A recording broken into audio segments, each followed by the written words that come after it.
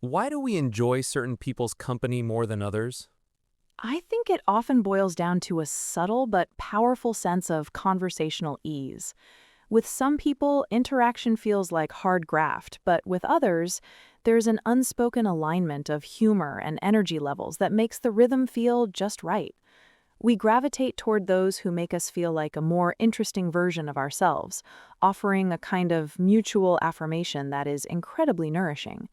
Conversely, if you constantly have to self-censor or perform to fit in, the relationship quickly becomes more of an obligation than a joy. What makes a person enjoyable to be around?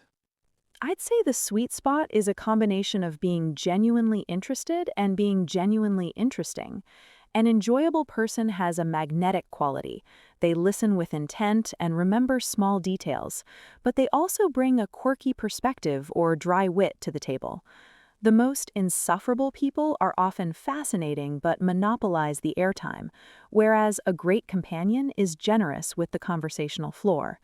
Ultimately, humility is the secret sauce. Being brilliant is one thing, but being approachable is what actually draws people in. Is it important to have people you enjoy spending time with? I'd say it's not just important, it's essential for psychological survival. We are wired for connection, and these relationships act as a vital buffer against the inevitable stresses of life. A meandering, joyful conversation can put a pin in a week's worth of low-grade anxiety, anchoring us in who we are outside of our professional roles. Without these social rechargers, life can start to feel quite flat and gray, regardless of how much material success one has achieved. How does personality affect social compatibility? It's the engine of compatibility. If your personalities clash, the interaction will always feel like wading through treacle. Even with shared hobbies, a fundamental mismatch in communication style, like an extreme extrovert paired with a deep introvert, can be exhausting for both parties.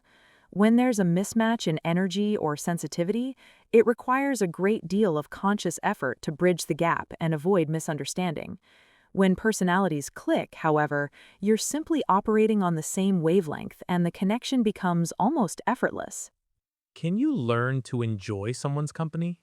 I'd say you can certainly learn to appreciate someone's perspective, but I'm not sure you can force a visceral sense of enjoyment.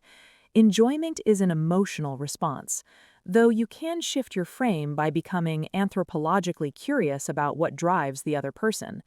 This is a useful skill for navigating obligatory social situations, where you learn to find a nugget of connection even if the person isn't your cup of tea. Mind you, while you can learn to be in their presence without watching the clock, that's quite different from actually craving their company. What's the balance between alone time and social time? That's an eternal calibration, and the golden ratio is entirely dependent on an individual's internal barometer. An introvert may need a quiet evening to replenish their reserves, while an extrovert might feel listless and depleted without constant social stimulation. The danger lies in imposing a societal template on yourself, rather than listening to when you feel socially saturated. Ultimately, the goal is to shed any guilt about your own needs and find a dynamic that keeps you from both burnout and cabin fever.